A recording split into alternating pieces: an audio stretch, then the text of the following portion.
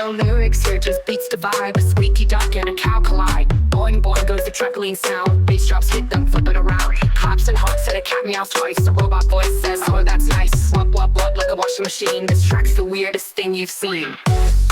И добре доаѓате повторно на каналот кај BTC Crypto и денеска би сакал да зборувам малку за податоците и за on-chain метриките кои што се случуваат по моментот, бидејќи мислам дека многу се битни да видиме што всушност се случува и на пазарот, и во криптосферата, а и на мрежата, и да видиме всушност што прават големите играчи и каде сето тоа не води. Па ќе започнеме со овој чарт. Биткоин прави нешто што никогаш не го прави долго време. Нестабилноста повторно се распаѓа, односно цената е заглавена под секое главно структурно ниво, но сепак сигналите трепкаат на кај раната биковска експанзија и таа комбинација воопшто не се решава со странично движење, се решава со насилно движење или во едната или во другата страна од пазарот, и ќе видиме зошто пазарот се движи кон критично ниво и како оваа поставеност би можела да не воведе во вообичаен bear market. И сега на која страна и да отиде, горе и доле ќе фати многу луѓе во офсайд, кои што ќе бидат заглавени во своите мисли, а и во своите позиции и нема да направат воопшто ништо. И по падот на цената, каде што ја заокружим 2025 година, сега моментално имаме многу јасен опсег на консолидација и цената повторно се смири, а волатилноста е компресирана и интересно е што е компресирана назад на нивоа кои историски гледано не се задржуваат долго време и вообичаено ова е делот од циклусот каде што на луѓето сето ова им е досадно, а потоа наративот почнува да се крши, но од перспектива на податоците тука работите всушност стануваат интересни. Па да започнеме со волатилноста, бидејќи таа е претходник на секој голем потек што сме го виделе во биткоин, и ова е индикаторот за бранови на волатилноста, и тоа всушност е некаква квантификација на интензитетот на ценовната флуктуација во краток временски период, и во моментот волатилноста се наоѓа на 43, и секогаш кога ќе паднеме во 40-ките или пак и понекогаш знае да падне и во 30-ките, историски гледано тие не остануваат само долго. Ова се нивоа што представуваат компресирана волатилност, и ова во биткоин не е стабилна состојба, тоа е пружина што се оптоварува и на крајот таа енергија мора некаде да се ослободи.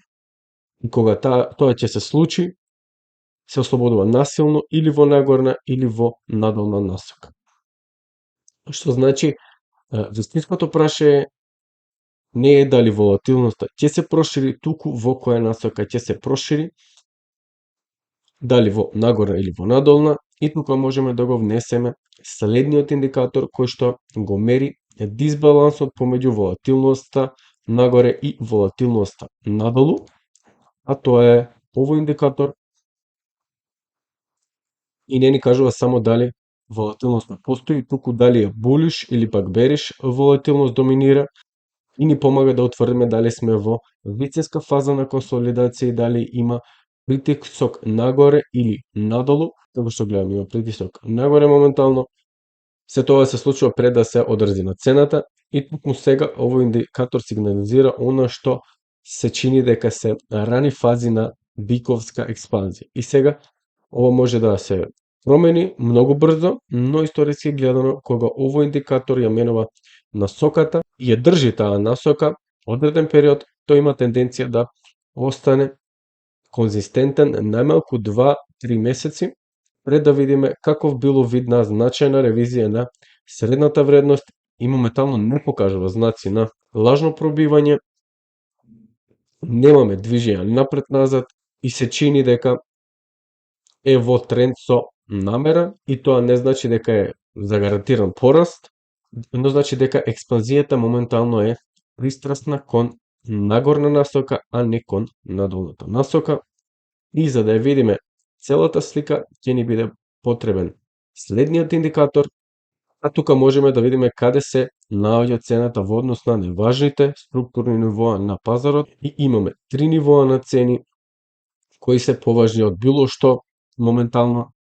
Првата е краткорочна реализирана цена на оној кој го поседува биткоин, вториот е 365 дневниот просек и третиот е 200 дневниот просек.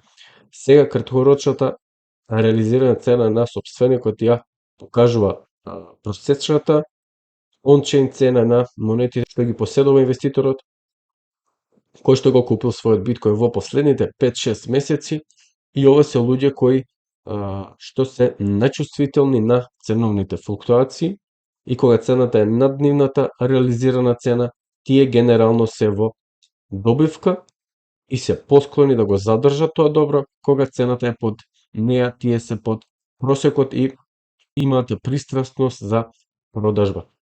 Затоа служи како еден вид одлична линија во просекот што ги одредува биковите од мечките. И во моментот цената на краткорочниот сопственик е $99,000, значи треба да го почитуваме локалниот така наречен мечкин режим, се додека убедливо него надминеме. И сега имаме 365 дневниот просек, се наоѓа на околу 101,000, и ова е уште еден одличен показател за поделба на сентиметот помеѓу биковите и мечките. И 200 дневниот просек, кој што исто така се наоѓа на 106,000. Сега на што е најважно не се индивидуалните вредности, туку фактот дека сите тие се конвергираат околу истиот регион, грубо кажано, тоа е нивото околу 100,000.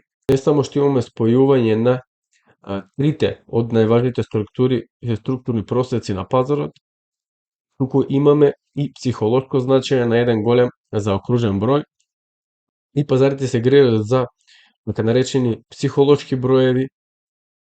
Трговците се грижат исто така за овие психолошки броеви, и ликвидноста се групира околу овие бројки, без разлика дали мислиме дека е смешно или не. Значи, кога ќе ги комбинираме структурните и психолошките фактори заедно, тој регион од околу 100,000 станува апсолутно критичен во текот на следните неколку месеци. И оваа рамка, како што гледате, многу едноставна. Секојаш биткоин кога се тргува под основните три нивоа, имаме bear market, како што можеме и тоа да го забележиме на другата страна. Дури ако имаме краткорочни сигнали на раст, дури ако моментумот изгледа конструктивен, се додека тие нивоа не се вратат и одржат, ризикот од понатамошен пат останува многу реален и не мораме премногу да шпекулираме за да видиме зошто. И последниот пат кога се тргуваше од сите три клучни нивоа беше декември, како што можеме да видиме тука, 2021 година, а она што се случи потоа е доста предвидливо. Нагло паднавме, потоа се вративме на тие нивоа и на многу луѓе им изгледаше како опоравување, како што ова изгледа моментално. Но цената тука воопшто не успеа да се врати над поддршката. Наместо тоа, јасно го отфрли како совршен отпор, се преврте и влезе во длабок проширен bear market. И токму тој модел е многу реална можност во моментов. Апсолутно можеме да видиме раст кон $100,000 во наредните месеци, потикнат од проширување или пак волатилност и виковската краткорочна динамика на цените, само цената потоа да падне на тие нивоа, потоа се врати на продолжен bear market. И сега ќе го погледнеме и следниот индикатор, и тој ни покажува статистички заснована рамка за разбирање на екстремите на ценовните отстапувања во однос на средината, или едноставно кажано, одговара на многу едноставно, но моќно прашање: колку статистички е екстремна моменталната цена во однос на нејзиното историско однесување. И ова го правиме со мапирање на цената на стандардните отстапувања или оние најбитни нивоа во однос на долгорочниот тренд. Сега биткоин се наоѓа цврсто, отприлика ова би било -1 ниво, И тука ни е јасно дека цената статистички не е прегреена, никаде не сме блиску до, така наречено, прегревање на таа цена, ниту во нагорна, ниту во надолна страна. Интересно, моменталната насочена пристрасност на овој индикатор е назад кон неутрално, како што можеме да видиме, имаме мало придвижување нагоре, што повторно совршено се совпаѓа со регионот од 100.000 и се чини дека се спојува на таа цена од $100.000, доколку погледнеме повторно овој Z-score, каде што би можела да отиде оваа цена, доколку погледнеме и во историјата, најмногу сме завршиле во -2 регионот, што значи дека цената најмногу би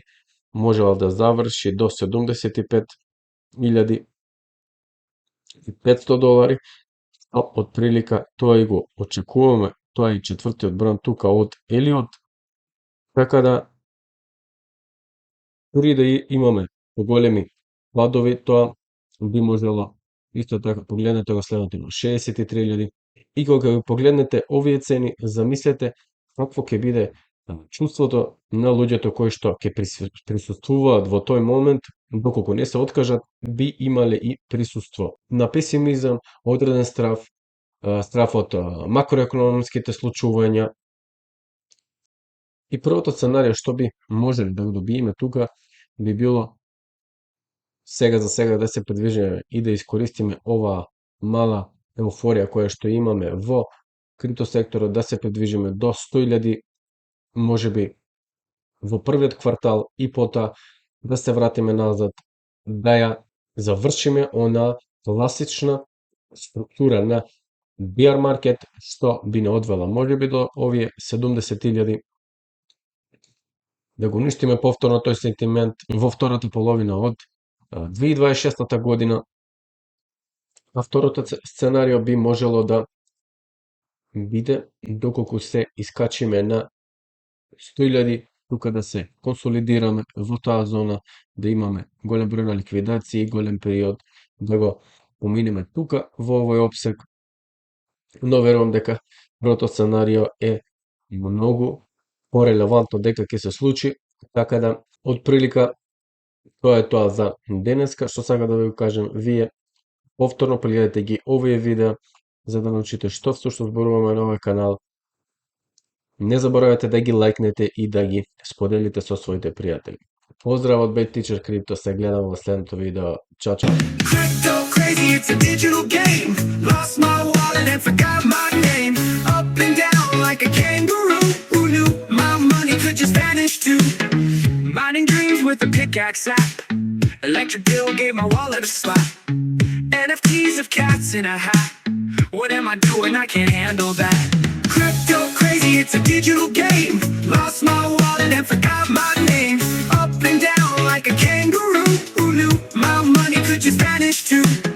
I'd all they said, but I'm losing my mind. Diamond hands, they told me to find. But now I'm staring at a graph on fire. Dreaming of gold, but stuck in the mire. I met a guru, he said buy the dip. And now I'm broke, eating ramen and chips. I tried to sell, but the fees were steep. Crypto's a roller coaster I can't keep. Crypto crazy, it's a digital game. Lost my wallet and forgot my name. Up and down like a kangaroo. Who knew my money could just vanish too?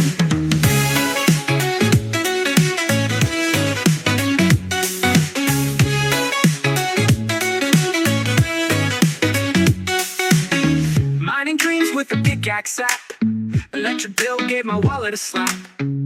NFTs of cats in a hat. What am I doing? I can't handle that. Crypto crazy, it's a digital game. Lost my wallet and forgot my